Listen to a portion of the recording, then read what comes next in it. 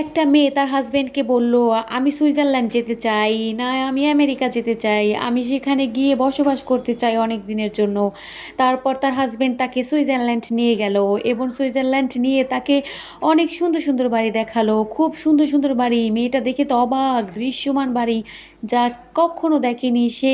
ভিডিওতে দেখেছে, ছবি দেখেছে যে এত সুন্দর সুন্দর বাড়ি বাস্তবে হয়, মেয়েটা জানতো না। তারপর মেয়েটা একটা অদ্ভুত রকমের একটা বাড়ি চুজ করলো এবং সে বলল, আমি এই অদ্ভুত রকমের বাড়িটাই থাকতে চাই।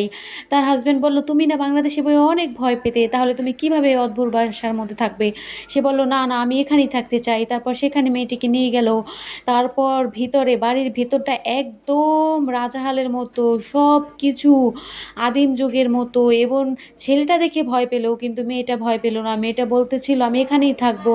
তারপর ছেলেটা জিজ্ঞেস করলো, আপনি কি খাবার খাবেন? বলতেছে, জাহাপনা আপনি যা নিয়ে আসবেন তাই আমি খাবো না, আমি এখানকার খাবার খাবো, এখানকার যে জনপ্রিয় খাবার সেগুলো আমি খেতে চাই, আমি বাংলাদেশি কোনো খাবার খাবো না। তারপর ছেলেটা বাইরে গেল, সেখানের জনপ্রিয় খাবার আনতে গেল এবং এক লোকের কাছে গিয়ে বলল, আমাকে এখানের বড় বড় যেই সব খাবার, দামিও খাবার, ভালো খাবার যা মানুষ পছন্দ করে নাম করা সেইগুলো খাবার দেন। সে বলতেছে, আসেন আমার কাছে কম দামে আছে, আমি আপনাকে দেব। তারপর একটা মেয়ে বলল, আপনি আমার সাথে চলুন, আমার বাসায় সব কিছু সাজানো আছে, আপনি দেখে শুনে খেয়ে তারপর আনতে পারবেন। তারপর মেয়েটার সাথে ছেলেটা চলে গেল। যাওয়ার পর দেখতে পেল অনেক খাবারের আইটেম, অনেক খাবার, কিন্তু মেয়েটা দরজাটা লক করে দিল এবং ছেলেটা আর বেরোতে পারলো না। বলছে, আপনি এরকম করছেন কেন? বলতেছে, এখানে আপনি আগে পেট ভরে খাবেন, তারপর এখান থেকে যাবেন। তারপর ছেলেটা খাইলো।